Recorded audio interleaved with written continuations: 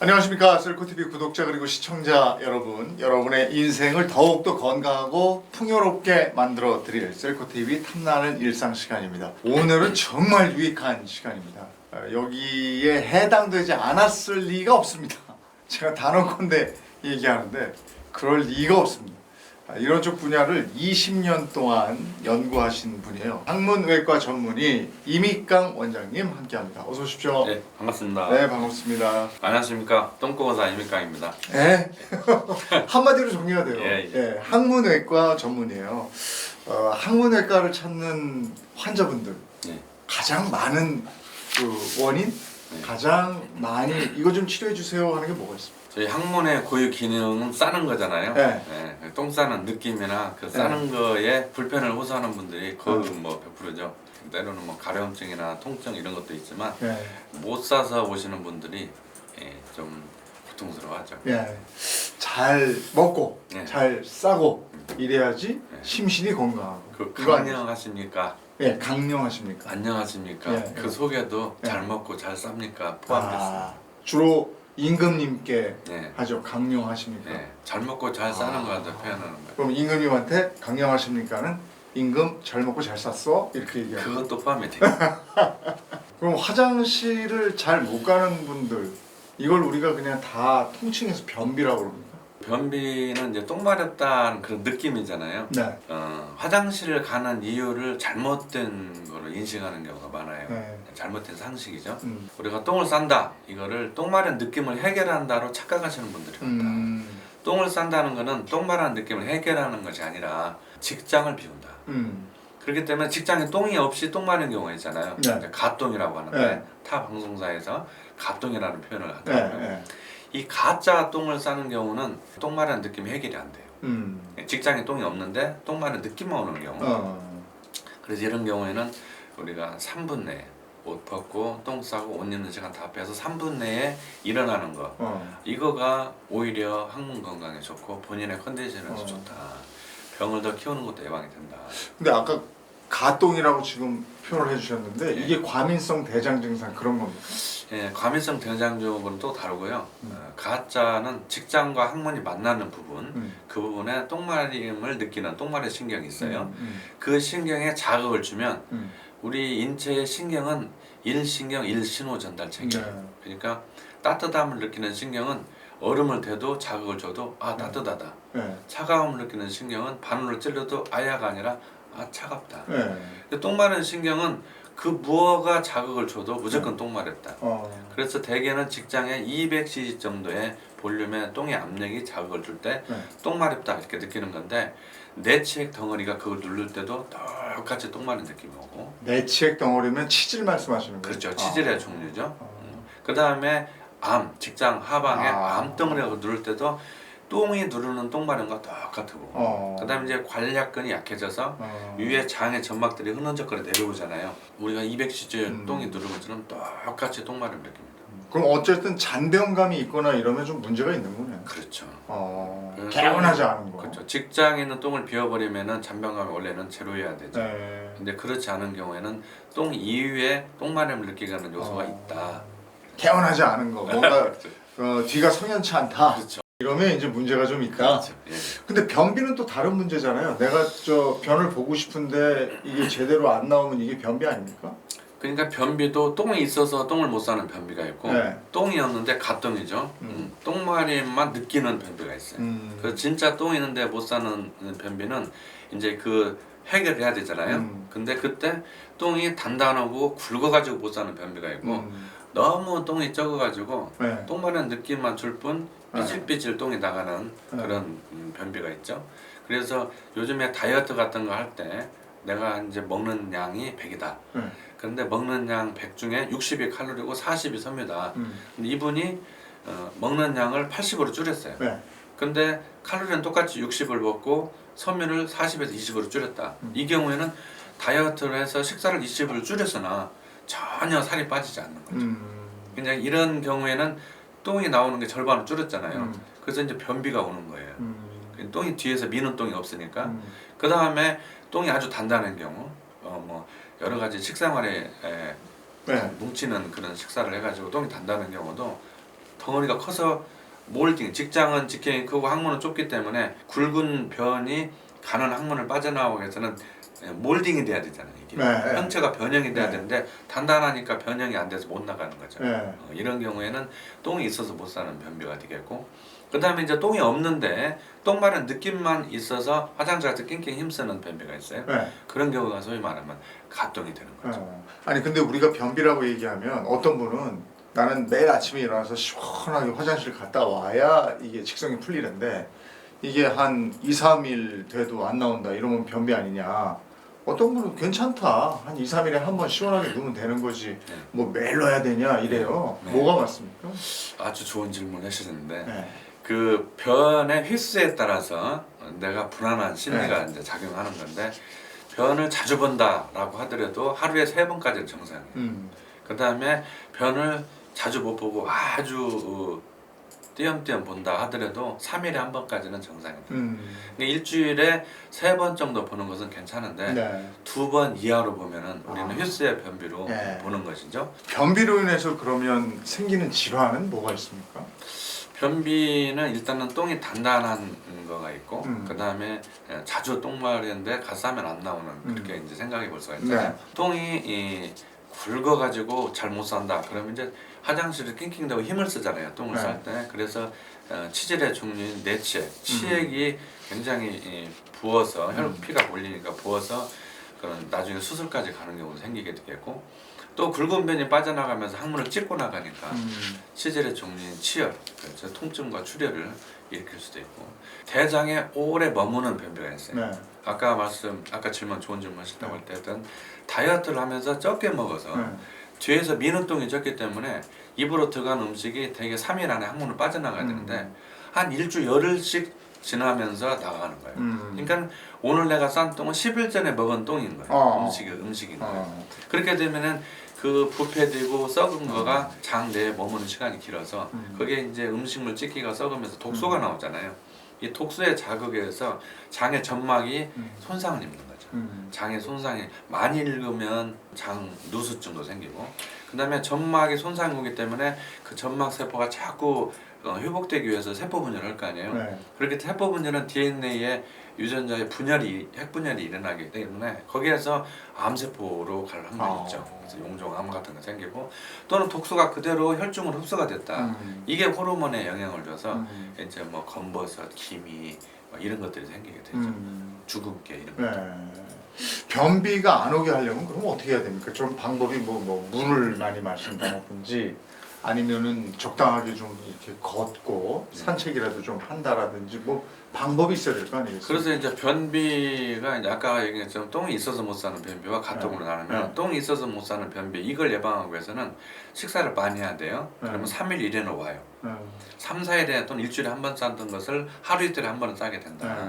두 번째는 변이 단단하게 뭉치는 것을 예방해야 되잖아요. 그래서 식사를 할 때 섬유, 흔히들 그 질문을 해요. 섬유가 뭐예요? 섬유질이 김치예요? 풍부한 거 이렇게 묻는데, 의사들이 말하는 통상적인 식이섬유라고 말하는 것은 그냥 일반인들은 반찬으로 생각을 하면 돼요. 네. 그러니까 일식 4찬, 일식 5찬 그러잖아요. 여기에서 다이어트를 하고 싶다 그러면 밥을 한 숟갈에서 2분의 1숟갈이나 3분의 1숟갈로 줄이는 거예요. 일회 먹는 양을 줄이고, 반찬을 좀 싱겁게 해서 4번 집어먹는 것을 2회. 그러니까 이렇게 하면 4번 먹고 한 숟갈 더 한다지. 그래서 반찬을 많이 먹게 되면은 이제 부드러운 똥으로 바뀌게 되기 때문에 충분한 섬유와 여기에 따라가는 것이 있어요. 충분한 수분 섭취. 어떤 분은 나 섬유 많이 먹었는데 변비가 왔어. 이런 경우에 그 옛말에 똥구멍이 찢어지게 가난하다. 네, 맞아요. 그 쌀이 없고 곡식이 없어서 독색이 풀 죽을 써서 이파리에 있는 녹말 그걸 먹고 사는 그런 풀죽을 먹는 경우에는 수분 흡수돼 버리고 풀만 남잖아요. 그렇기 때문에 똥이 단단하게 뭉친다. 그래서 충분한 섬유, 식이섬유 플러스 반드시 충분한 수분 섭취가 필요하다. 풀떼기라고 지금 말씀을 하셔서 그런데 요즘에는 저 육류보다는 네. 그 채소 네. 이런 거 먹으라고 그러잖아요. 네. 그리고 채소를 우리가 풀떼기라고 그러잖아요. 예. 그러면 그게 안 좋은 거예요? 그것만 많이 먹어서 변비가 오신 분들도 있어요. 아. 배추, 뭐 김치, 네. 장아찌 뭐 해서 그래서 부드러운 섬유와 거친 섬유가 있는데 부드러운 섬유는 많이 먹으면 좋죠. 뭐 상추나 배추 생잎 이런 것들은 많이 먹으면 똥을 아주 어쩌면 그날 저녁에 막 설사하듯이 집에 가서 막 줄줄 쌀 수가 있어요. 근데 이제 거친 섬유라는 것은 소금에 곁들인 거, 절인 거. 그러면은 김치, 이제 또는 피라클 이런 것들은 거친 섬유에 들어가죠. 염분이 많이 포함되어 있는 거. 수분이 빠져나가는 거. 그리고 예전에는 그 저 나무 뿌리 캐먹고 이랬으니까 오히려 그거는 부드러운 섬유. 아, 뭐 연근, 무 이런 것들은 부드러운 섬유인데 소금에 절이면은 수분이 빠져나가잖아요. 네. 그래서 수분 함량이 적은 섬유를 우리가 거친 섬유다.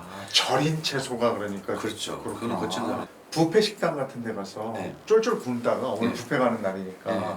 저녁 한 끼 뷔페로 그냥 푸짐하게 먹어요. 네. 이런 건 확실히 안 잘못하면 되죠? 속상하겠죠. 확실하게 안 네. 돼요. 그거를 옛날 어른들은 뭐라고 하는데 뭐 사투리로는 짜고 났다고 그러는데 그렇죠. 짜고 났다고 그러죠. 네. 네, 네. 너무 많이 먹었어요. 네. 그거는 왜 그러냐면 저녁에 많이 먹거나 또는 먹으려고 저녁에 많이 먹으려고 점심을 굶었거나 그럴 경우에 평소에 잘 안 먹던 걸 그런 경우에는 장을 싸고 있는 근육이 피로에 느끼거나 영양분이 안 들어와서 혈관에 피가 안 와서 힘이 없거나 또는 굶게 되면은 장간막으로 가는 혈행이 있잖아요. 그 혈행들도 기운이 없어요. 그래서 장이 축 처지고 얘네들이 기운이 없기 때문에 그 다음에 식사를 많이 했죠. 소화를 흡수할 수가 없어요. 그 혈행도 안 좋고 장 움직이는 근육들도 지쳐있기 때문에 굶었으니까 지쳐있겠죠.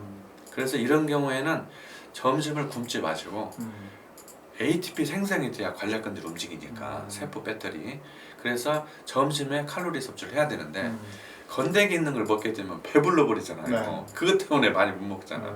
그래서 칼로리는 섭취하되 양이 적은 사탕을 먹는 거죠. 사탕을 먹고 그 다음에 피에 볼륨을 줘야 되잖아요. 그래 혈액순환이 되니까 이온 음료를 마시는 거죠. 또 사탕과 이온 음료를 점심 때 먹거나 요즘에는 그 쉐이크 한 컵 정도를 딱 마시고 점심 때 마시고 그다음에 이온 음료 한 컵 정도 딱 마시고 좀 칼로리가 부족하다 하면 사탕 하나 정도 먹고 그럼 배는 부르지 않고 칼로리 수분과 충분히 섭취가 돼서 힘이 원기왕성해서 저녁 때 많이 또 맛있게 먹을 수가 있어요. 쫄쫄 굶지 마라. 그건 안 좋아요. 네. 그건 짜고 날 수 있어요. 아니 그럼 간헐적 단식 요즘 하는 분들 많거든요. 물은 마셔야죠. 간헐적 단식해도 간헐적 단식을 해도 물과 비타민을 먹어줘야 돼요. 비타민. 소금 같은 거. 그러니까 이제 소금이 미네랄인데 네. 그것보다는 요즘에 많이 나오는 13종 비타민, 10종 미네랄 이런 거 뭐 이런 것도 드시면서 물 먹잖아요. 그러면 단식이기 때문에 칼로리가 안 들어가기 때문에 몸에 있는 칼로리 수선 작업이 들어가요. 다시 말해서 컴퓨터를 껐다 켜는 것처럼 세포의 에너지 밸런스, 칼로리 네. 밸런스 이게 앞으로 나가는 되는 거죠. 네. 그래서 건강에 좋죠. 그 변비인 분들이 이제 화장실에 들어왔어요. 화장실에 앉았잖아. 네. 낑낑거리고 숨도 안 나오는 거예요. 그렇죠. 근데 그런 분들이 어떤 자세를 취하면 좀 나온다 이런 거 있어요. 어떤 분들은 이렇게 등 쪽을 치는 분들도 있고요. 그러기도 하죠. 어떤 분들은 요걸 좀 이렇게 받치고. 무릎을 좀 받쳐서 네. 자세를 이렇게 구부정하게 네. 하는 분들도 있고 그런데 네. 뭐가 맞는 겁니까? 자세를 잡아드려 볼까? 네, 네. 예. 먼저 골반의 회음부 하강을 위해서 골반을 벌어줄 목적으로 무릎을 가지런히 한 데서 45도씩 벌리는 거예요. 그럼 이게 90도 정도 되죠. 이 상태에서 자 상체를 앞으로 구부린다고 했잖아요. 그래서 팔꿈치 끝을 무릎 끝에다 대는 거예요. 자 그럼 상체가 앞으로 왔죠. 자 회음부 하강 항문을 내려야 펴지잖아요. 회음부 하강을 해서 배꼽을 앞으로 내미는 거예요. 이렇게 내미는 거죠. 그러면 이게 최대한 각도를 펴진 거예요. 여기서 똥을 싸려고 끙 하고 힘주지 말고 끄만 해요. 끄 하게 되면은 단전 배꼽이 앞으로 배가 이렇게 밀려 나오면서 아까 직장 치골 이 힘줄이 느슨해지니까 꽉 잡고 있는 거, 이 목 잡고 있는 거가 펴지는 거예요. 펴지게 돼서 이게 그 일자로 되는 거죠. 그러면 이게 직장에 있는 똥이 펴지니까 이렇게 떨어지는 거예요. 이 상태인데 이 상태에서 허리에 힘이 들어가잖아요. 똥 싸고 나와서 피곤해. 그래서 팔을 손가락을 이렇게 껴서 팔을 안정감 있게 하면 상체가 이제 팔꿈치로 힘이 들어가기 때문에 허리 힘이 빠져서 자세가 안정감 있어요. 여기서 이러고 하면 머리로 힘이 몰리잖아요. 이렇게 머리로 힘이 몰리면 일어날 때 어지러워요. 그래서 머리로 힘이 안 몰리게 고개는 듭니다. 이 자세로 있으면 똥이 안 나오면 변비예요. 이 자세에서 아까 볼펜을 떨어뜨렸다시피 직장을 비우는 게 똥 싸는 거라고 했잖아요. 이 상태에서 1, 2분이면 직장의 똥은 다 나오게 돼 있어요. 안 나오면은 갑똥이다. 네. 또는 똥이 단단해서 막힌 거예요. 근데 변비를 구분해 보기 위한 특별한 요법이 있어요? 예. 내가 좀 전에 말씀드렸처럼 내가 지금 변비냐 아니냐 이것을 각자가 시청자 여러분들도 한번 따라서 해보면 좋습니다. 지금 아까 말씀드린 제 진짜 똥과 가똥을 구분하는데 제일 좋은 거가 3분이라고 했잖아요. 그래서 이제 유기 쉽게 333이라고 제가 법칙을 만들었는데요. 첫 번째 3은 3분 안에 똥을 싸고 일어난다. 안 나오면 그래도 그냥 일어난다. 두 번째 3은 3분간 좌욕을 한다. 그럼 거기에 이제 항문을 벌려야 똥을 싸잖아요. 네. 근육을 신경을 통해서 이완시켜서 항문을 벌려 똥을 싸는 거 있어요. 또는 이거 말고 3분간 좌욕을 하면 열에 의해서 근육이 이완이 돼요. 그래서 나는 똥을 안 싸고 했는데 그냥 똥이 나오는 거예요. 이게 3분간 좌욕을 하는 거예요. 그 후에 30분 정도 침대에 엎드리는 거죠. 그러면 전혀 똥이 나오지 않았어요. 그런데 30분 딱 엎드리고 나니까 똥 마른 게 없어졌어. 이건 가똥인 거예요. 가똥에서 내치액, 치질 때문에 현재 생겼든지 또는 관략근이 약해서 그 점막, 장, 직장의 점막들이 밑으로 내려오고 있든지 이 두 가지 경우는 의사의 진료가 필요한 거죠. 근데 그러고 누워 있었는데도 또 똥 마른 거예요. 그러면은 이제 화장실 가도 똥 싸죠. 30분 후에 가는 거예요. 다시 시도를 하는 거죠. 네. 근데 또 안 나와. 그럼 또 두 가지는 직장 암이 있든지 똥이 단단하든지 이 경우도 의사의 진료가 필요하다. 똥이 단단한 경우는 손가락을 넣어서 그 똥을 쪼개서 손을 파내야 돼요. 근데 항문 주변에 혈관들이 많기 때문에 위험해요. 네. 그래서 반드시 의사가 행해야 되는 병원 거고. 가서 해야 되겠네. 그렇죠. 암이 있는 경우는 당연히 수술하든지 정밀 검사가 필요한 거죠. 이 변비도 문제인데 특히나 이제 그 명절 때 집에 갈 때 말이에요. 차 막히는데 그렇죠. 차 안에서 급동 신호가 오는 거예요. 예. 미칩니다. 미치죠. 막 땀 삐질삐질 네. 나고 나 휴게소는 비비 20km 남았고. 어떻게 해야 될지 모르는데 네. 이 위기를 어떻게 벗어나야 됩니까? 이 관략근이 내관략근과 유관략근 있잖아요. 네. 내관략근은 내가 마음대로 움직일 수 없는 근육이고 아. 유관략근은 이 내관략근을 싸고 있는 겉에 것인데 내가 마음대로 움직일 수 있는 근육이에요. 케겔 운동할 때 우리가 움직이는 게 그러니까 외관략. 외관략근이에요. 그렇죠. 근데 이 유관략근은 안타깝게도 20%밖에 일을 못하고 어. 제일 오래 힘을 줘야 3분. 되게 짧으면 15초면 풀려버려요. 네. 약한 분들은 그냥 똥을 10초, 15초 이상 못 참는 거죠. 어. 그 다음에 이 내관략근이 중요해요. 이게 80% 일을 말하는데 얘는 불수의 근육과 내 마음대로 움직일 수가 없어요. 근데 얘가 이제 힘이 빠지게 되면 똥을 못 참는 거죠. 근데 되게 이제 급똥은 무른 똥에서 많이 와요. 그래서 여기가 직장이고 밑에가 이제 항문이 있으면 직장 항문 연결 부위에 똥 마른 신경이 있잖아요. 그래서 직장에 200cc 정도의 똥이 채워진 압력이 되면은 이 똥 마른 신경이 자극을 딱 받죠. 그 관략근들이 순간적으로 살짝 느슨해져요. 느슨해지면서 똥이 좀 내려와요. 내려오면서 자극이 있냐 없냐를 보는 거예요. 판단을. 그러면은 이제 자극이 바로 온다. 그럼 뭐겠어요? 액체죠. 네. 그런 경우는 유관략근을 꽉 조여서 위로 팍 올리는 거예요. 이때부터 참기 시작하는 거죠. 근데 한참 기다려 내려오는 게 없어. 그럼 뭐예요? 기체죠. 그때는 조금 더 벌려서 내보내. 이게 반기가 되는 거죠. 근데 조금 있다가 내려오는 게 있어요. 그것은 뭐예요? 이제 고체예요. 이 시간 타임이나 이 느낌은 이제 살아오면서 1개월, 2개월, 3개월, 1살, 2살, 3살 먹으면서 이 또할레 트레이닝이라고 배변 그 훈련을 통해서 감각도 적응이 되는 거예요. 네.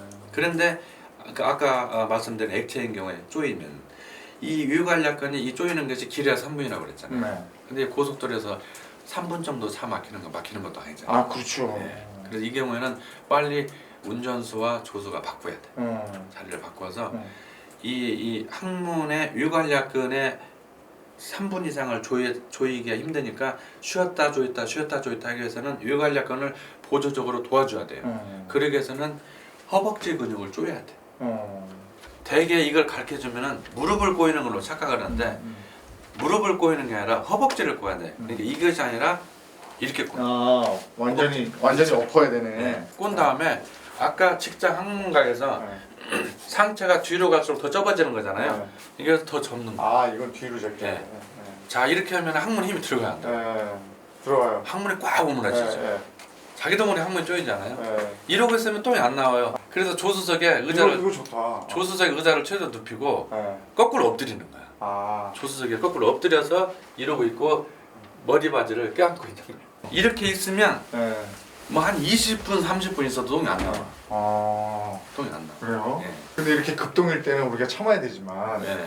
평소에 신호가 왔는데 아이들 경우에요. 그렇죠. 학교에서 그냥 화장실 가기 민망하고 네. 친구들이 또 놀릴까봐 네.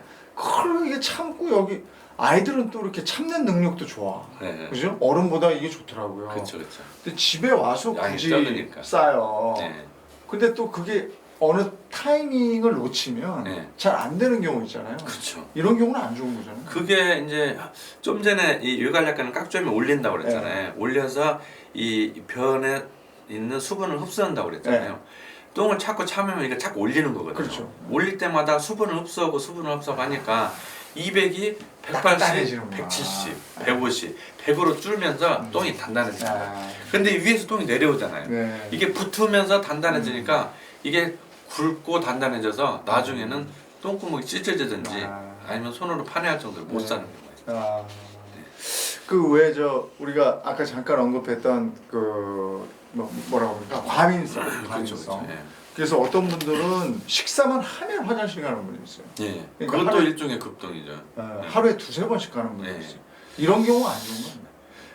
그거를 좀 줄이려면은 그 자극 정도를 좀 낮추면 돼요. 병원 가야 됩니까? 그럼? 병원 갈 필요는 없고요. 그 민감도 좀 떨어뜨리면 되는데 네. 그게 민감도를 떨어뜨리는 것이 자극적 음식을 피하는 방법이 있고 아. 또 하나는 그 자극을 좀 줄일 목적으로 유산균제 요즘에 예, 분말 유산균제들이 네. 있더라고요. 뭐 그런 유산균들을 먹기 때문에는 이 자극 정도가 줄어들기 때문에 음식을 먹고도 가스트로콜 리플렉스 그 반응이 좀 죽거나 네.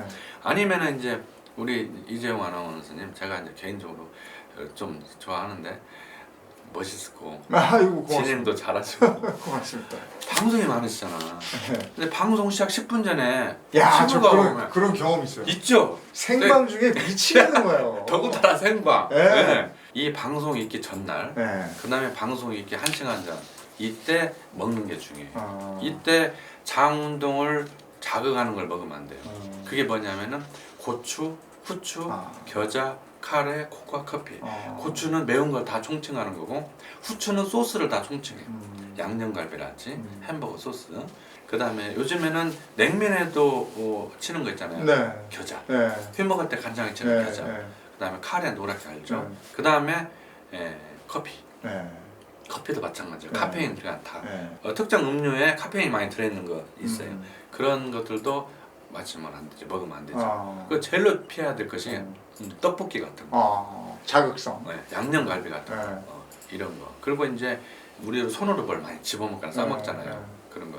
이런 것들도 손에 있는 여러 가지 안 좋은 물질들이 들어가서 장에서 자극이 될 수가 있기 때문에 젓가락으로 싸먹든지 아니면은 장갑, 비닐장갑 끼고 싸먹겠습니다. 오늘 항문외과 전문의 이미강 원장님 모시고 죽겠는데 누구도 입 밖으로 꺼내기가 참 민망한 거시기한 그런 얘기들을 제가 대신 여쭤보고 답을 얻도록 하겠습니다. 셀코TV 탐나는 일상 항문외과 전문의 이미강 원장과 얘기 나누고 있습니다. 이번에는 이제 항문 질환 이러면 다들 치질 딱 떠올리실 거예요. 그 치질 질환에 대해서 먼저 알아보고 좀 가도록 하겠습니다. 치질로 병원 찾는 분들 많으시죠? 많죠. 네. 저희가 치질이라고 하면은 이제 이게 똥구멍이 생기는 질환을 통틀어서 치질이라고. 전체를. 예. 네. 그걸 세분화하면 종류가 약 200여 가지. 그래요? 그래서 그거 갖고만 먹고 사는 병원들이 생기는 그렇구나. 거예요. 이 똥꼬에 생기는 질환 전체 네. 중에서 가장 흔한 삼총사가 있어요. 네. 그게 치액, 치열, 치루 이렇게 세 가지가 있죠. 그거 많이 들어봤어요. 예. 네. 치액은 혈관 덩어리예요. 네. 그래서 창자 안쪽 직장 위쪽에서 내려오는 혈관이 가장 말단, 직장과 항문이 만나는 부분, 그 말단 거기에서 뭉친 거, 그거가 이제 내치액이 되겠고, 그 다음에 피부에 있는 혈관들이 항문 근처에서 뭉쳐가지고 부어서 생긴 것을 외치액 이렇게 부르죠. 우리가 동물들 암컷, 수컷, 네. 나사에서도 암나사, 순나사 그러잖아요. 그래서 돌출된 것을 숫자라는 표현을 네. 수컷, 순나사, 그 다음에 속으로 숨겨지는 것을 암컷 또는 암나사 이렇게 부르는데 치액도 겉에 피부 쪽에서 오는 것을 수치질, 그 외치액을 수치질, 그 다음에 안쪽에 생긴 것을 암치질 또는 내치액 이렇게 부르는 거죠. 그 다음에 이제 단단한 똥으로 싸서 항문이 찢어졌던 치열. 치열도 급성은 약물치료고 만성은 수술로 치료를 해야 되기 때문에 피나면은 빨리 병원 가서 급성인 경우에 이제 약물치료 수술하면 치료할 수가 있죠. 그 다음에 이제 치료 농양이 있는데 이거는 항문 주변에 농양이 생겨서 수술을 발견 즉시 그거는 수술밖에 방법이 없어요. 수술해야 되고 이것들 중에 유일하게 암으로 갈 수 있는 만성 염증 질환 이게 이제 치료죠. 우리가 뭐 치질 걸리면 그냥 온찜질 같은 걸 충실히 해줘라. 막 훈증요법 뭐 이런 거 하기도 하잖아요. 네. 효과는 효과는 있습니까? 그러면? 그게 열이 내치액이기 때문에 항문관 속에 약 4cm, 5cm 안까지 열이 전달돼야 돼. 열이 전달되려면은 계속 지속적으로 열을 공급을 해줘야 되잖아요. 제일 좋은 것은 액체로 열을 전달시키는 거다. 그 다음에 압박을 가하게 되면은 이 속에 열 전달이 안 돼. 그러니까 반신욕 같은 경우 내가 의자에 앉아 있잖아요. 네. 대중탕에 들어가서도 돌판에 앉아 있잖아요. 앉아 있는 거는 아무리 따뜻한 데 앉아있어도 별 효과가 적다. 쭈그려 있어야 되겠네. 항문이 둥둥 떠 있는 상태에서 온수 자욕을 해야 되기 때문에 좌변기에다 올려놓은 좌욕판. 요즘에 온라인 홈쇼핑에서도 요즘에 좌욕판 팔잖아요. 아니면 뭐 항문외과 같은데 집 가까운 데 가면 좌욕판을 파는데 거기에다가 샤워기로 그냥 온수를 받으면 돼요. 한 40도, 38, 9도 그 온수를 받아놓고 3분 정도 자욕을 하면은 이 열이 항문 속으로 쑥 들어가서 혈액순환을 좋게 하잖아요. 온수 자욕으로 밖에 돌아다닌다. 그럼 치질이 더 부어요. 그 온수 자욕을 한 후에 30분 정도 엎드려 있는 거예요. 엎드려 있으면은 항문이 위쪽이잖아요. 엎드려 있기 때문에 심장이 아래쪽이잖아요. 중력에서 항문의 피가 쑥 빠져나가요. 이때 치질약을 먹어주면 더 좋죠. 이 저 치질을 예방하기 위해서도 그렇고 건강을 위해서도 그렇고 케겔 운동이라는 거 하잖아요. 예, 예. 전 시간에도 잠깐 말씀해 주셨는데 예, 예. 그건 확실히 도움이 되는 겁니까? 그 항문 관략근에는 내관략근과 요관략근 네. 이 두 가지가 있는데 이 내관략근은 80% 정도 일을 하고 요관략근은 20%밖에 일을 안 해요. 그래서 이 옆으로 단면을 보면은 내관략근은 원통으로 되어 있고 요관략근은 이게 니은자식으로 되어 있어서 쪼이면은 끌어올리는 그런 기능이 있어서 요관략근은 잠깐 똥을 참을 때 쓰고 평상시에는 그 80% 불수익은 내가 마음대로 움직일 수 없는 내관략근이 잡고 있다 생각하면 돼요. 뭐 수익은 불수익은 내 마음대로 움직인다 못 움직인다 어렵잖아요. 내가 식사하고 창자를 움직여라 또는 심장한테 뛰어라 시켜서 뛰거나 움직이는 게 아니잖아요. 네. 그거는 자율신경에 의해서 움직이는 것들이죠. 이 내관략근은 바로 그 자율신경에 의해서 움직이는 것이지 나의 의지에 의해서 움직이는 것이 아니다. 그런 뜻입니다. 불수익은. 이것이 약한 경우 또는 이 외관략근 약한 경우에 이제 항문 관략근 운동을 하게 되는데 케겔 운동은 내가 마음대로 조였다 놨다 하기 때문에 이 외관략근을 운동시키는 거예요. 그래서 외관략근 운동은 똥을 참기 위해서 또는 방귀를 참기 위해서 또는 이 또알렛 트레이닝이라고서 배변 보는 그 습관 훈련시키는 그 기간 동안에 인간은 일정한 곳에 가서 대변을 눕게 되잖아요. 그 화장실까지 가는 동안 참을 때 외관략근 일을 하는 거죠. 근데 이 내관략근은 케겔 운동에 도움을 안 준다. 전혀 도움을 안 준다. 그래서 이 내관략근 운동법을 이제 잘 익혀야 되겠죠. 항문에 오히려 독이 되는 운동이나 이런 것도 있습니까? 과도하게 힘이 들어가는. 힘주는 거. 뭐 예를 들면 웨이팅. 이거를 끙끙거리는 거. 또는 이제 그 피트니스 가면은 벨트. 배에다가 벨트 예, 막 예. 채우고 막 100kg 막 150kg 막 할 때 막 치액이 빡 커지는 거죠. 장에 요 음식은 진짜 도움이 되니까 요건 드세요. 그 다음에 장에 이거는 정말 안 좋은 거니까 이건 드시면 안 돼요. 대표적으로 뭐가 있습니까? 장 운동에 물음변을 자주 보시는 분과 변을 단단해서 변비 쪽으로 가시는 분, 이 두 분을 나눠 생각할 수가 있는데 만약에 이제 물음변을 자주 보신다 하는 분들은 그 자극적인 거 아까 전 시간에 말씀드린 그런 음식을 고추, 후추, 겨자, 카레, 코카, 커피 이런 자극적인 걸 피하면 되는 거고 그 다음에 변이 단단해진다.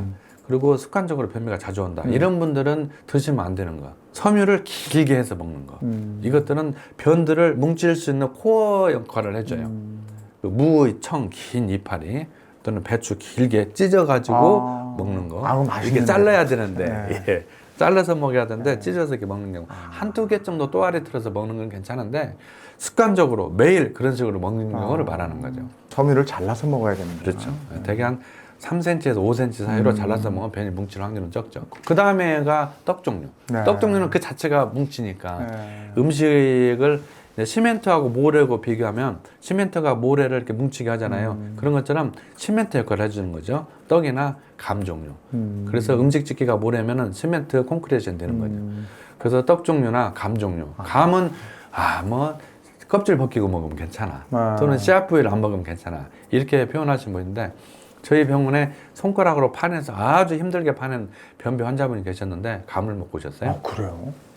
이분이 감을 한 3개, 4개씩 한 3일 정도 먹고 똥이 뭉쳐갖고 왔는데 손가락으로 자르기도 힘들 정도로 똥이 단단하게 뭉쳤어요. 그런 걸 감이 그래요? 네. 그래서 제가 홍시감을 드셨어요? 씨를 빼고 먹었어요?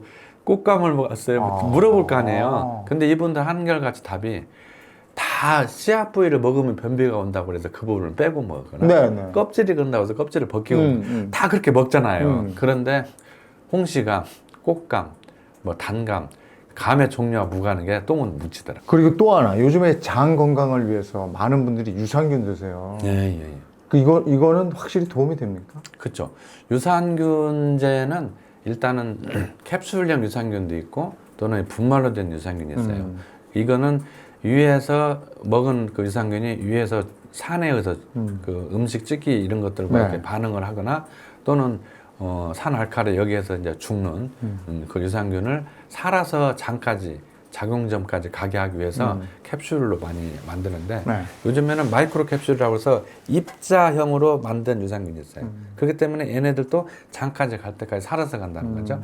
그 대신에 훨씬 효과가 빠르죠. 그래서 입자형 그런 뭐 생자 들어가는 그런 유산균 그런 거 들으면 좋은데 소장에 작용하는 유산균이 있고 대장에 작용하는 유산균 또는 우리 몸에 유익균과 해로운균인데 해로운균과 싸워서 해로운균이 과증식하는 걸 막는 그런 유산균이 있고 그리고 장에 자극을 음식 찌개가 장벽에 자극을 주잖아요.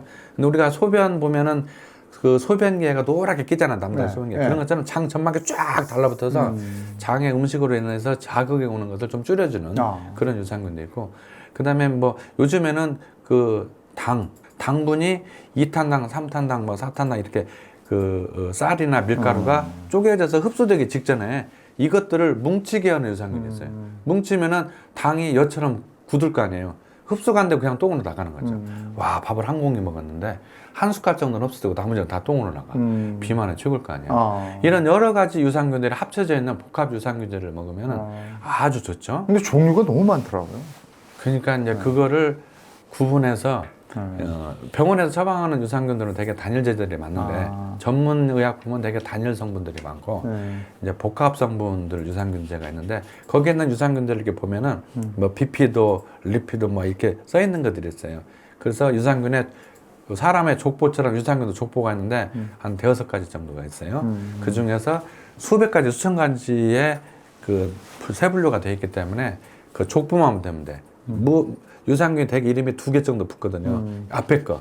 이 앞에 것을 따서 네이버에 검색을 해보면 이게 소장에 작용한다. 장 운동을 빠르게 한다. 이런 것들이 있어요. 다 정보가 있군요. 예. 그래서 그 유산균의 이름 2가지 중에 앞쪽을 인터넷 포털에다 검색을 해서 찾아보면은 이거가 소장에 작용하는지 대장에 작용하는지 장 운동을 빠르게 하는지 느리게 하는지 아니면 포도당의 흡수를 방해를 하는지 이런 또는 장의 자극을 좀 줄여주는지 그런 거 알 수가 있어요. 그래서 그런 것들이 혼합되어 있는 유산균을 드시면 방금 질문하신 그 문제점을 해결하는 유익한 유산균이 될 것 같아요. 화장실에서 일 본 다음에 예전에는 그냥 이제 휴지로 처리했잖아요. 네.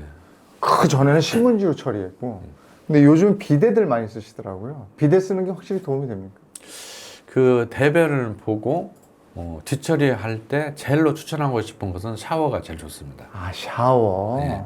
위에서 밑으로 흘러내리는 물에 의해서 씻는 거. 샤워가 제일 좋아서 배변 습관을 저는 이제 항상 샤워하기 직전에 배변을 보기 때문에 아침 저녁으로 샤워하기 전에 배변을 보고 밖에서는 식사 때 밥을 먹으면 그 사이에 배고픔이 없듯이 이제 샤워할 때 대변을 봐버리기 때문에 그 사이에 변이감이 안 오는 거죠. 직장을 비웠으니까.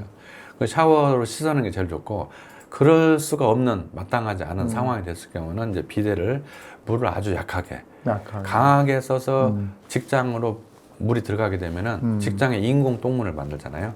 아까 치질의 종 중에 치료농약 이 그런 것들이 염증이 생겨서 안 좋기 때문에 약하게. 그 다음에 이제 비데 물티슈로 찍어내는 식으로 처리하는 게 좋고, 그것도 마땅치 않다. 비데도 없고 비데 물티슈도 없다. 그럴 경우는 부드러운 화장 그 티슈로 앞뒤로 집어내는 거예요.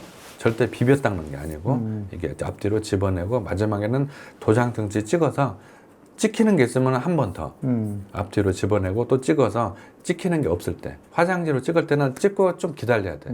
그러면 그 뒤에 후방 화장지가 물을 흡수해서 가져가기 때문에 저 맨 표면에 있는 화장지가 수분이 좀 적은 상태가 돼서 뻥 뚫리면 안 되고 떨어져 나오죠. 그렇게 해서 찍어내서 묻는 게 없으면 그때는 이제 일어서면 되죠. 꼭 써서는 안 될 거가 일반 화학섬유 물티슈입니다. 근데 그거 저 야외 활동할 때요. 네. 그게 간편하기 때문에 많이 쓰거든요. 그러니까 이제 라이온이 있고 레이온이 있잖아요. 그 나이론은 화학섬유고 레이온은 스타치예요. 그러니까는 포도당처럼 긴 섬유예요. 그걸로 꽈서 만든 실이란 말이에요. 그러니까는 레이온은 이제 하수 종말 처리장 가서 녹고 우리 몸에서도 그렇게 알러지 반응이 적단 말이에요. 근데 라이온 그 화학섬유 이거는 이제 그 알러지 반응을 일으킬 수도 있고, 그 다음에 그것을 세균이 번식하지 않기 위해서 방부제가 들어있는 것도 쓰면 안 돼요. 그것도 가려움증을 일으킬 수 있어요. 레이온을 기억해야 되겠네요. 그러니까 비데 물티슈라고 돼 있어요. 비데물 물티슈, 비데 물티슈라고 써 있는데 간혹 잘못 알고 있는 분들이 비데 물티슈가 물에 녹는다라고 착각해서 그걸 쓰고 변기에다 좌변기에다 버리는 분이 있어요. 막힐 수가 있다. 그거 써 있어요. 변기 옆에.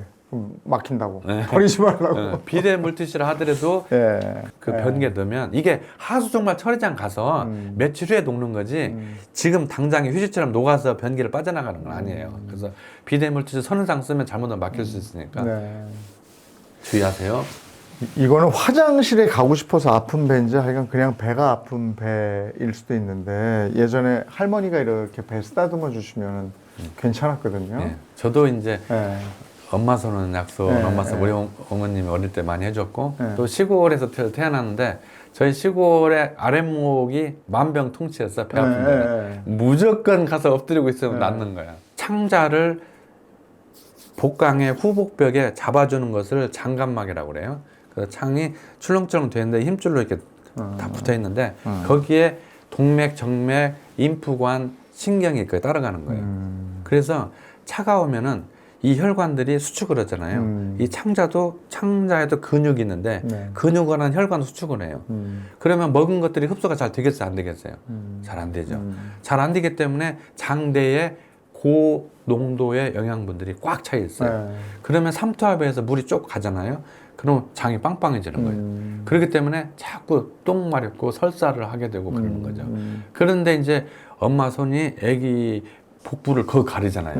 그래서 엄마 손 약 쏘는 거에 문지를 때 따뜻한 손이 차가운 배를 덮어주잖아요. 그렇게 되면은 이 장이 이제 그 관략근이 이완이 되고 그 다음에 혈관들이 이완이 되면서 흡수가 쫙 되기 때문에 내용물이 확 줄죠. 근데 똥마름이 없어지고 그 다음에 창자가 빵빵하니까 놀래가지고 진경된 상태가 이완이 릴렉스가 되니까 진경 효과도 있어서 통증도 사라지고 똥마름도 없어지고 뱃속이 편안해지는 거죠. 그 따뜻한 데 이제 되고 좋고, 마사지에 의해서 그 마사지 자극이 장에 전달되기에는 너무 거치할 게 많아요.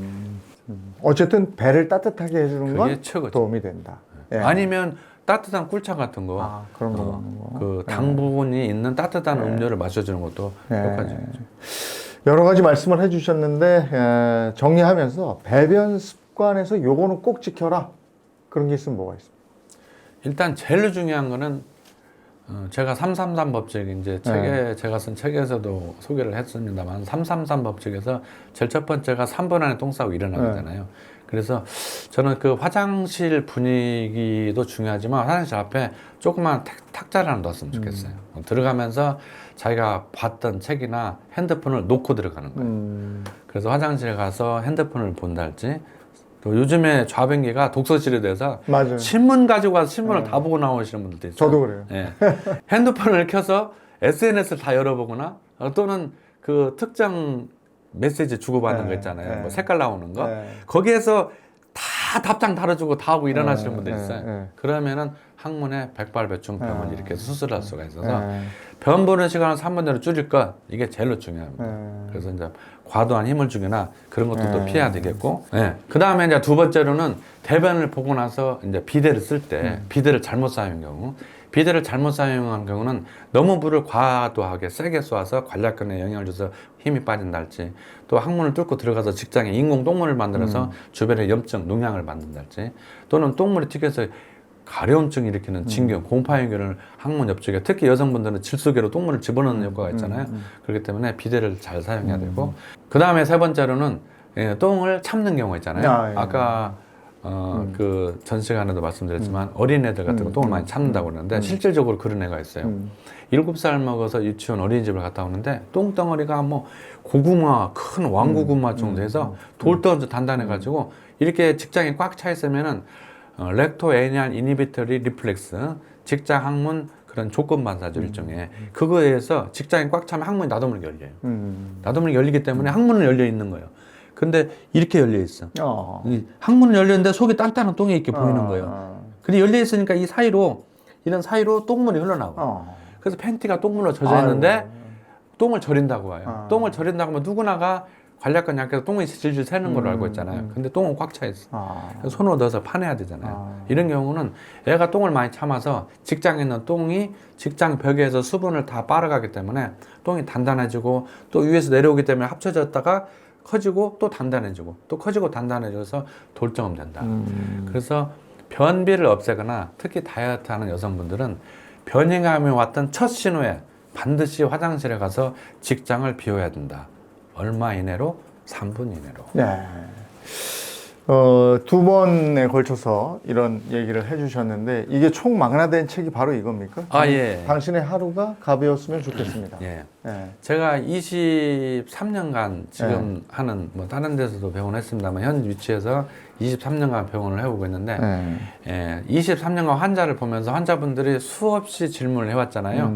근데 질문을 하기를 꺼려하는 것들이 있어서 이제 밖에 나가서 간호사한테 물어보거나, 간호사는 의사가 아니잖아요. 네. 저한테 물어봐가지고 간접적으로 답변이 들어가는 거죠. 또는 이제 저희 홈페이지에 광고를 주거나, 그 지금은 수천 개의 질문이 올라와 있어서 그걸 다 답변을 정리해서 제가 이제 FAQ해서 그 올려놨죠, 홈페이지에. 답은 안 달지만 검색해 보면 답이 다 나와 있는데, 그런 것들을 모으고 일상적으로 환자의 눈높이에서 누구한테도 물을 수 없는 것들을 모아서 책으로 이렇게 내놨는데, 여기에 보면은 그 장출렁형 운동법, 333법칙, 또 여러 가지 이 항문 대장에 관한 것들을 총 정리해서, 이게 이제 그 요리를 배우는 신혼부부가 책꽂이에 요리책이 하나가 있듯이 우리 일상생활하는 항문의 배변 습관을 어쩔 수 없이 우리가 죽을 때까지 잘 지켜야 되는데, 항문에 관한 교과서처럼 상식을 모아놓은 책이죠. 우리 몸도 인풋이 있으면 아웃풋이 있어야죠. 이 소통이 잘 되는 그런 건강한 몸이셨으면 좋겠습니다. 그런 취지로 오늘 셀코TV 탐나는 일상에 이미강 원장님과 얘기를 나눠봤습니다. 고맙습니다. 네, 감사합니다.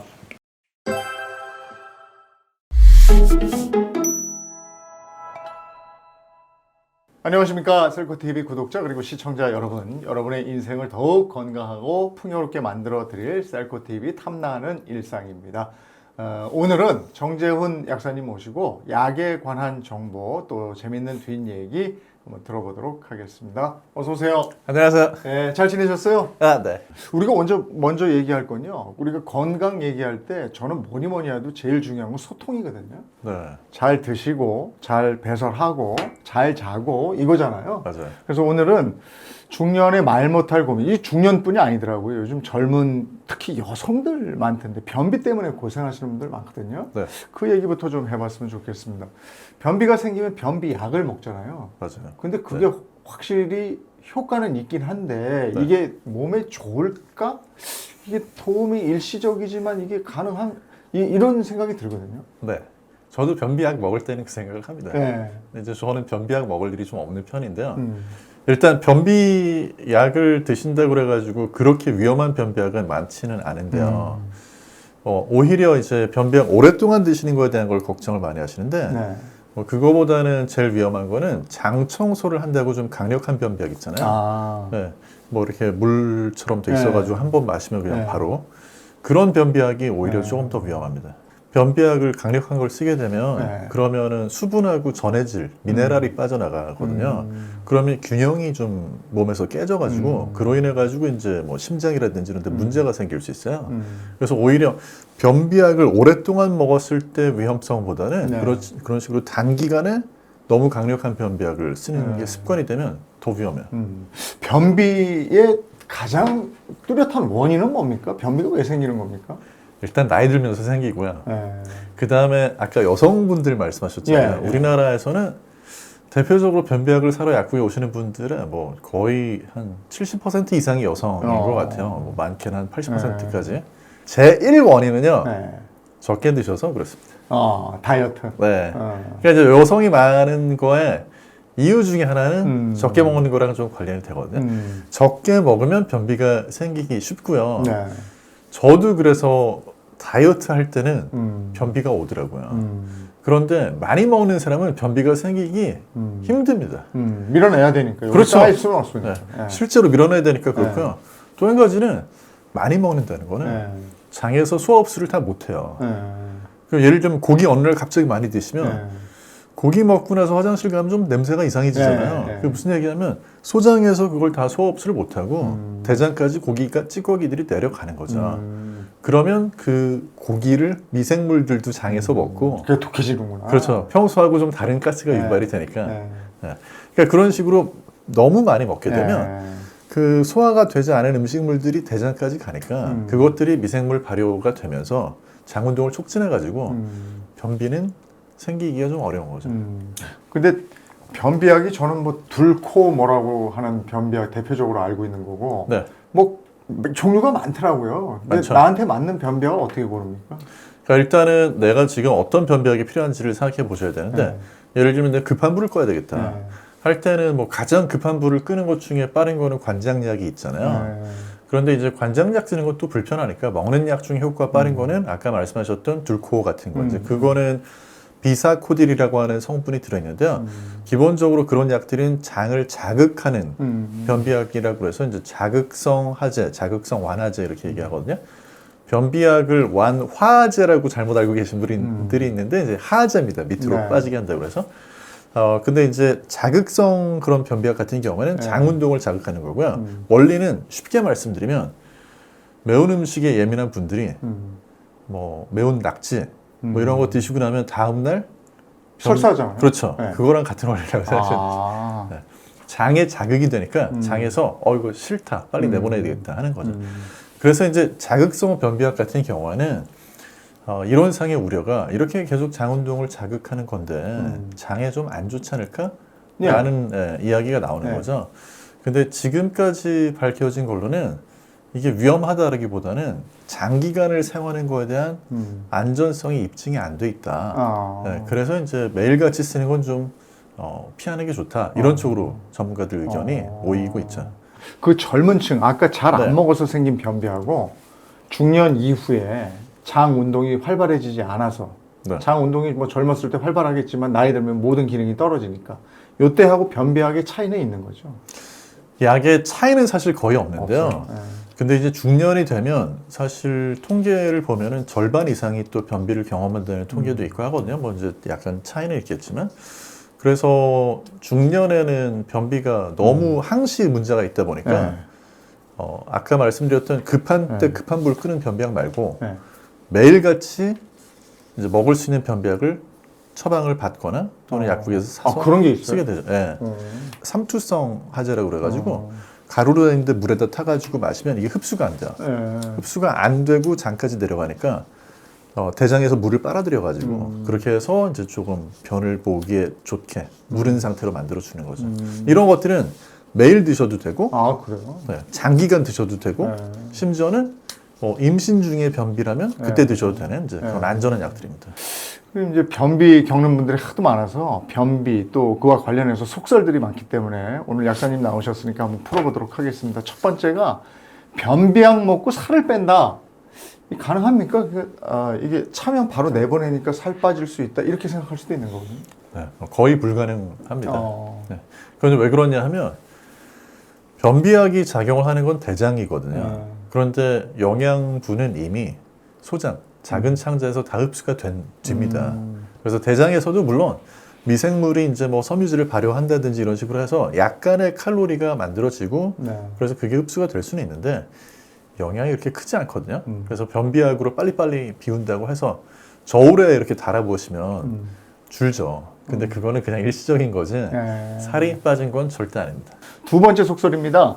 물을 많이 마시면 변비가 나아진다. 이건 저도 경험상으로 그런 것 같은데요.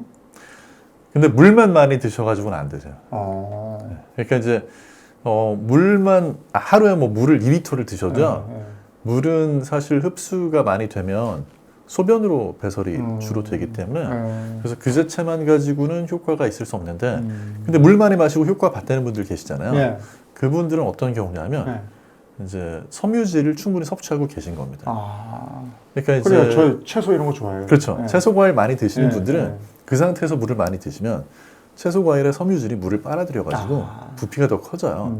그러니까 이제 변비가 조금 더 완화가 되죠. 비슷하게 아까 이제 제가 섬유질 뭐 차전자피 섬유질 같은 걸로 된 예. 변비약 이런 거 드시는 분들은 반대로 물을 많이 안 드시면요 변비가 더 악화되기도 해요. 왜냐하면 물 많이 안 드시면 얘들이 물을 빨아들여야 되는데 물이 모자라니까 딱딱하게 굳어가지고요. 네. 그래서 그런 경우에는 보통 물 한 컵에 타서 드시고 나면 물을 한두 컵 정도는 더 드셔야 돼요. 그래야지 제대로 효과를 봅니다. 네. 변비약에 대한 세 번째 속설입니다. 변비약을 먹으면 장 청소가 가능하다. 이건 어떻습니까? 장 청소는 가능한데요. 장 청소가 의미가 없습니다. 우선. 그러니까 장 청소를 한다고 더 건강해진다고 볼 수 있는 그런 네. 과학적인 근거가 전혀 없고요. 그 다음에 그런 장 청소가 위험합니다. 그러니까 이제 변비약에서 제일 조심하셔야 되는 거는 의외로 매일같이 변비약을 먹는 것보다 그런 식으로 강력한 변비약을 써가지고 이걸 내가 다 비워내야 되겠다 하실 때가 위험한 게 그거는 뭐나 마찬가지냐 하면 우리가 뭐 설사가 계속된다든지 구토가 계속되면 그게 왜 위험하냐 하면은 탈수하고 전해질을 빠져나가는 것 때문에 위험하거든요. 그래서 그런 것 때문에 잘못하면 사망까지 이를 수 있는데 사람의 몸을 그런 극한 상황으로 몰아붙이는 거죠, 변비약으로. 그래서 장 청소라는 것 자체는 뭐 실제로 기분은 조금 맑아지는 기분이 들긴 하거든요. 네. 저도 이제 대장 내시경 하기 전에 먹고 이제 화장실 가면서 불편한데 머리는 좀 맑아지는 느낌이 들더라고요. 네, 네. 네, 그렇지만 그 기분을 얻으시려고 변비약을 계속 과용하시는 거는 굉장히 위험한 거죠. 네. 그 변비에 좋다는 그 변비 약 말고 건강 기능 식품들 있잖아요. 네. 그런 것들도 뭐 조심해야 될 것도 있을 것 같고 진짜로 괜찮은 것도 있을 것 같고 그런데 그런 것에 대해서도 좀 한 말씀 해주시면.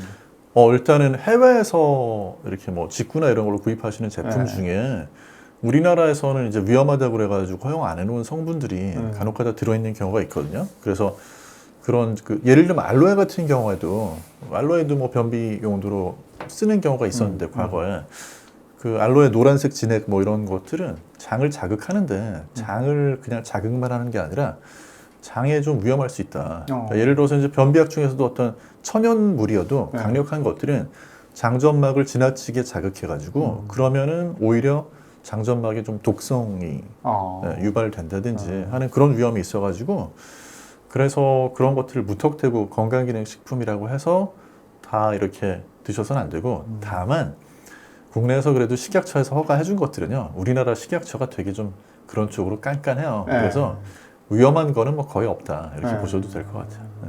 그리고 우리가 장을 위해서 먹는다. 대표적으로 아까 잠깐 언급이 됐던 유산균 아닙니까? 대표적으로. 네. 그건 어떻습니까? 유산균은 좋죠. 좋은데 이제 드실 때 변비가 있는 분들은요 유산균만 드시는 건 효과가 떨어집니다.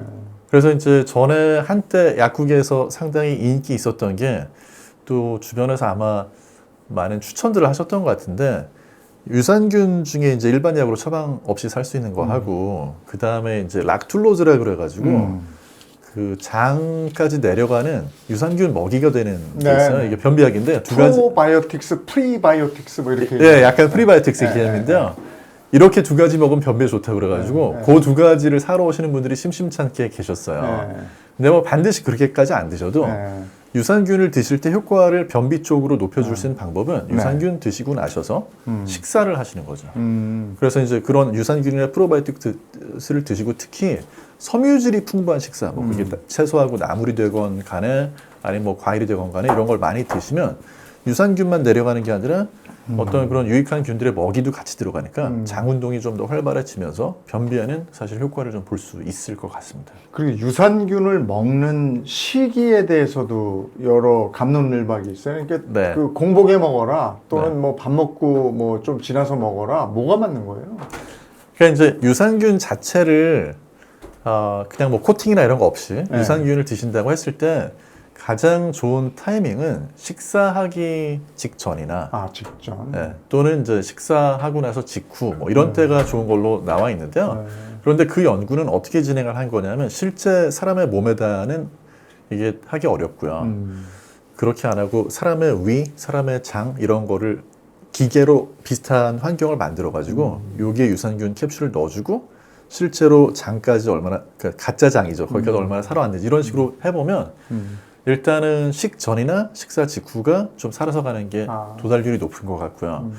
그 다음에 또 한 가지는 단백질이 풍부한 음식이랑 먹었을 때보다는 지방이 풍부한 음식이랑 먹었을 때가 조금 더 살아서 가는 것 같아요. 아, 그래요? 네. 근데 실제로는 그거를 엄청 또 주의를 안 기울이셔도 되는 게 요즘에는 많은 제품들은 장까지 어차피 살아서 가도록 캡슐이나 뭐 코팅을 해놨기 때문에 그런 경우에는 사실 식전 식후는 큰 의미는 없거든요. 네. 다만 아까도 말씀드린 것처럼 새벽에 일어나가지고 네. 프로바이오틱스나 유산균만 드시고 네. 식사는 한 2시간, 3시간 뒤에 하시는 분들 계시거든요. 그렇게 드시는 것보다는 어떤 그런 유산균 프로바이오틱스 같은 거 드셨으면 바로 식사를 하시는 게 아, 그렇구나. 얘들이 이제 장까지 살아서 갔으면 네. 먹을 게 있어야 되는데 네. 먹을 건 없고 거기 이미 살고 있는 기존 미생물들의 텃세만 있으면 가봤자 아무 일도 못하고 죽겠죠. 아. 네, 그래서 좀 식사를 하시는 게 오히려 더 효과 보기에는 낫습니다. 우리가 그 먹는 감기약을 비롯해서 뭐 약들 있잖아요. 네. 이런 약들 중에도 변비를 유발하는 약이 있습니까? 감기약이 그렇습니다. 감기약이 의외로. 그러니까 감기약을 드시면 콧물이 마르잖아요. 네. 근데 그 콧물이 마르는 게 항히스타민제가 들어있어서 그런데요. 이런 약들에 항콜린 부작용이라는 부작용이 있어요. 이거는 장 운동을 늦춥니다. 실제로. 그러니까 감기 걸렸을 때 감기약 먹고 변비 생기면 감기 때문에 변비 생겼다고들 생각하시는데 네. 물론 뭐 열 나고 하면 그것 때문에 변비 네. 생기기도 하지만 약 때문에 그럴 수도 있어요. 어. 근데 이제 이거 말고도 뭐 경우에 따라서는 혈압약이라든지 아니면 뭐 항우울제라든지 아니면 비뇨기과 쪽에서 사용하는 이제 뭐 요실금이라든지 이런 데 사용하는 약들도 다 비슷하게 부작용이 변비가 나타나는 때가 있는데요. 네. 다만 모든 약이 그런 건 아니고 네. 또 약이 원인인지를 확인해 봐야 되기 때문에 약을 막 이렇게 변비 때문인가 하고 중단하시면 안 되고 혹시라도 변비 때문에 불편하시면은 그때는 처방을 하는 병원이나 약을 타온 약국에 좀 문의해 보시는 게 좋죠.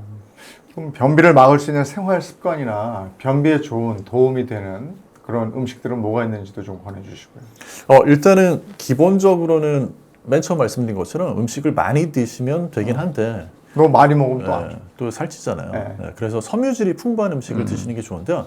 제가 이제 특히 강조하고 싶은 거는 의외로 채소하고 과일만 드셔가지고는 또 변비가 잘 안 없어지는 분들이 있거든요. 그건 뭐랑 관련이 되냐면 너무 곡물을 섭취 안 하시면 힘들어요. 그러니까 우리가 어떻게 생각해 보면 장에 살고 있는 미생물들이 맨날 밥 먹으면서 키우는 애들인데 네.